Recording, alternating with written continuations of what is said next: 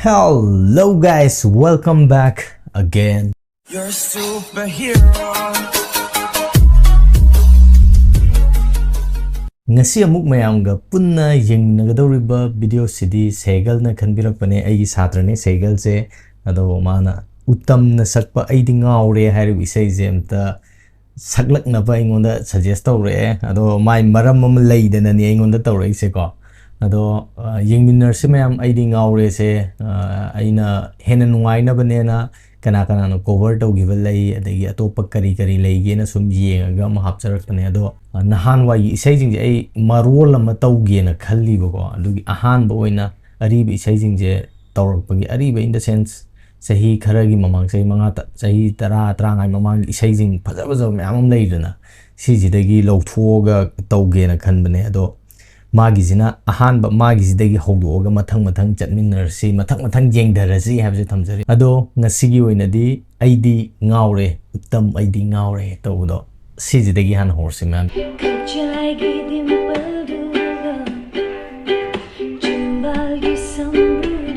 Susmita dagi han hawbuni ko magi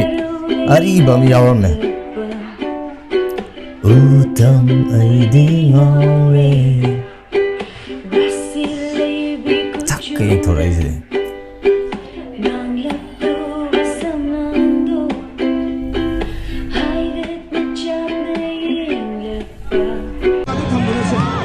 sini STS kini as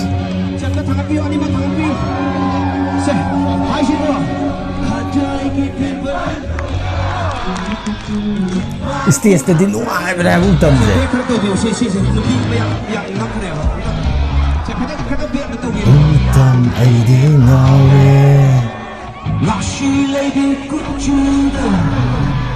Nalatta Panthoiba Yaro Panthoiba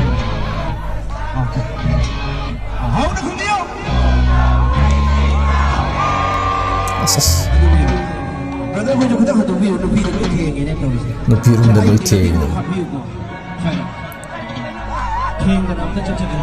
cha prim da review sai da cha prim da review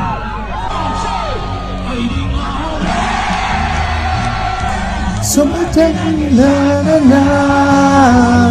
Eidi Ngaore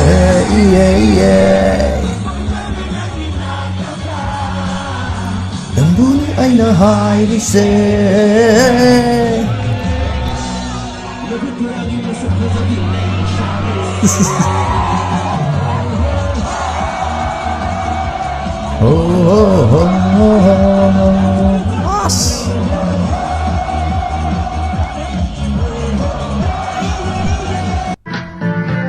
Albert tagi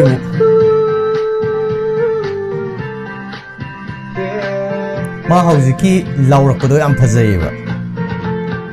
Kajagi dimbalduda Chimbagi sambuduga Marolena no lepa Yes, Albert Ngaore Rasi lady kuchuda Nganglap tawba samlando Hai gat na chak na yeng lepa Albert Eidi Ngaore Oh Eidi Ngaore Sumat pinanggi sa damdam Oh Eidi Ngaore Pagtabi ng ginatudam Namburi aina hairi se Kaya ka inom tayo mo Kaya kai hayram mo kami tayo mo Kajagi dimbalduda Chinbagi samrupduga Marulay na nuklapa Albert Eidi Ngaore Okay mayam aina extra ahum hapajidi lore aduna direct isai da chalaje isai do isai di loi tanarmani na khalle aduga kaino diko koigi visual oini yengbudu yengdabsu yawram gadaba male natragana kuirabagi matungda yengi ba haigatra adugumasu yawdo male do ꯌꯦꯡꯉꯁꯦ ꯅꯧꯅ ꯀꯃꯥꯏꯅ ꯇꯧꯒꯦ ꯍꯥꯏꯕꯗꯣ Khaidem Films Combined Production KFC HD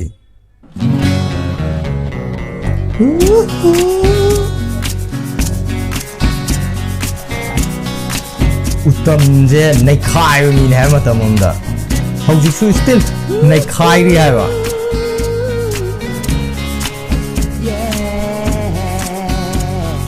उत्तम Eidi Ngaore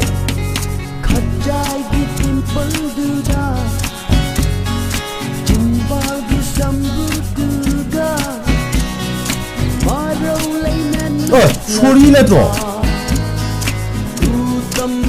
sida wasam si sorry natro na hangai khallu de haba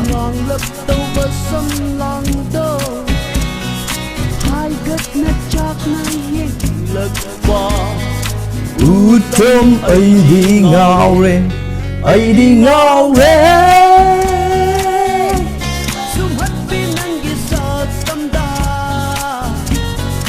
Eidi Ngaore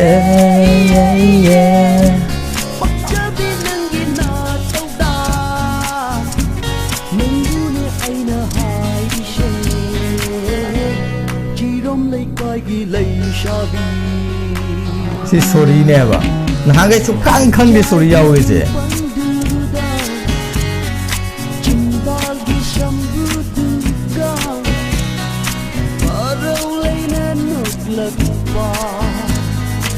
uttam Eidi Ngaore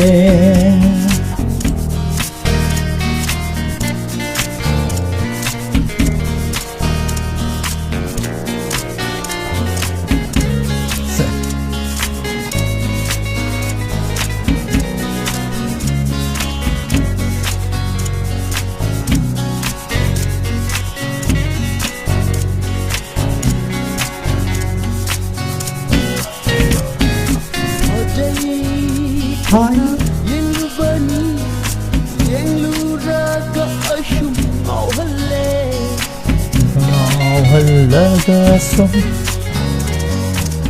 ji ana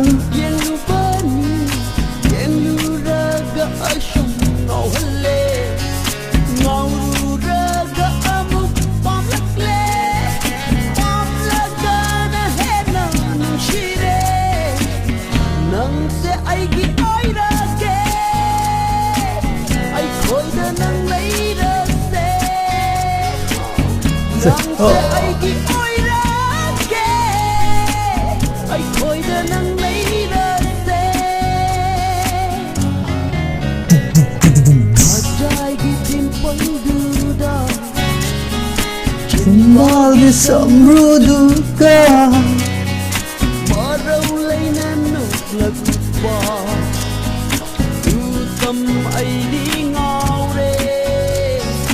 Raksi laibi kuchuda Acting je Ngalap tauba samlangda Hai gat na chak na yek lagpa Uttam Eidi Ngaore Eidi Ngaore Sumhat pinanggi sa samda O Eidi Ngaore Pagjabi nanggi na tawda Nanggune ay nahay siya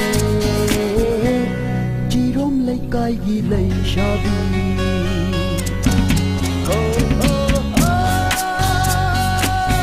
isa isagi ngauzaba leiba mafamdugi leikaido comment da thamjalamo guys ai gizu thame moi bro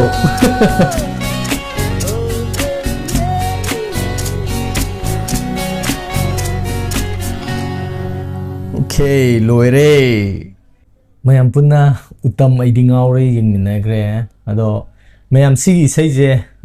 ahal angang khaktana adum taningaga leibi sei ama sukchoi soidan oiramgani na khale yam tare aduga khangongduna so adum ngangbi sei ne haba sije aduga sida nahangai chungkang khangdaba nahangai sungu udaba hai tare usalludaba yengsaludaba ni khangde usalludaba ni khangde sida sori yawe chungkang khangde ꯑꯗꯨꯒ ꯌꯥꯎꯔ ꯂꯩꯔꯝꯃꯦ ꯑꯩ ꯏꯁꯩꯁꯤꯒꯤ description ꯀꯩꯀꯥ ꯌꯦꯡꯕꯅꯦ ꯑꯗꯨꯗ ꯀꯩꯝꯇ ꯌꯥꯎꯔꯝꯗ꯭ꯔꯦꯕꯀꯣ ꯑꯇꯣꯞꯄ ꯃꯣꯏꯒꯤ ꯏꯁꯩ ꯀꯅꯥꯅ ꯏꯈꯤꯕ ꯈꯣꯠꯈꯤꯕ ꯑꯗꯨꯒꯨꯝꯕꯁꯤ ꯌꯦꯡꯅꯤꯡꯕꯅꯦ ꯑꯗꯣ ꯌꯥꯎꯔꯝꯗ꯭ꯔꯦ ꯑꯗꯣ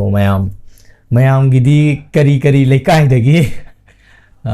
ꯗꯤꯝꯄꯜ ꯊꯨꯡꯕꯤꯔꯥ ꯊꯨꯡꯗꯕꯤꯔꯥ ꯗꯤꯝꯄꯜ ꯀꯨꯠꯄꯤꯔꯥ ꯀꯨꯠꯇꯕꯤꯔꯥ ꯑꯗꯨꯒ ꯀꯩ ꯂꯩꯀꯥꯏꯗꯒꯤ ꯂꯩꯒꯦ ꯍꯥꯏꯕꯗꯣ ꯀꯃꯦꯟꯇ ꯊꯝꯕꯤꯔꯝꯃꯣ ꯁꯨꯝ ꯂꯩꯀꯥꯏ ꯃꯥꯟꯅꯕ ꯌꯥꯎꯕ꯭ꯔꯥ ꯌꯦꯡꯁꯤ ꯃꯌꯥꯝ ꯂꯝꯒꯨꯝꯕ ꯂꯩꯀꯥꯏꯒꯨꯝꯕ ꯑꯗꯨꯒꯨꯝꯕꯗꯣ ꯊꯝꯕꯤꯔꯝꯃꯣ ꯑꯗꯣ ꯚꯤꯗꯤꯑꯣꯁꯦ ꯅꯨꯡꯉꯥꯏꯇꯥꯔꯒꯗꯤ ꯂꯥꯏꯛ ꯇꯧꯕꯤꯔꯝꯃꯣ ꯑꯗꯨꯒ